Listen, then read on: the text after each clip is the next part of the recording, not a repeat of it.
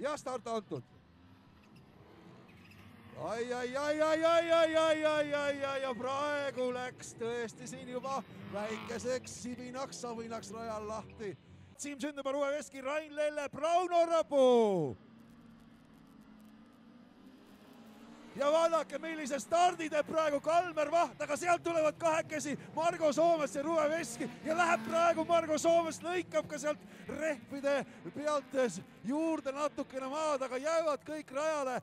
Kas ta nüüd keeras või lihtsalt läks pikaks? Margo oli seal eemal. Margo Soomets ja Ruve Veski on suurest mängust väljas. Ranna Puntsel, Mart Tikerberg, Andri Õun, Ronni Soomets, Oliver Oberg.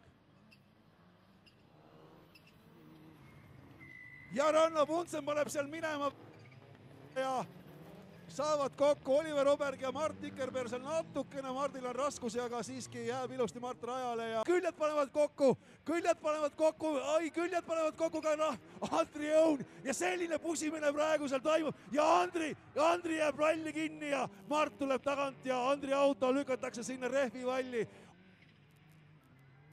Ja jälle pusivad seal rajal. Nüüd seekord siis Andri Õun ja Mart Tikerberg. Ja sealt tuleb jälle ja Mart üritab jälle, aga midagi teha ei ole. Üritas praegu siin Oliverist mööda saada, aga Oliveril ei ole midagi seal teha. Mitte midagi ei olnud praegu teha ja tuleb jälle võtta rahulikult raja äärte. Ja kohtume teiega juba viimasel etapil 6. hulgiloo väljumisest rajal.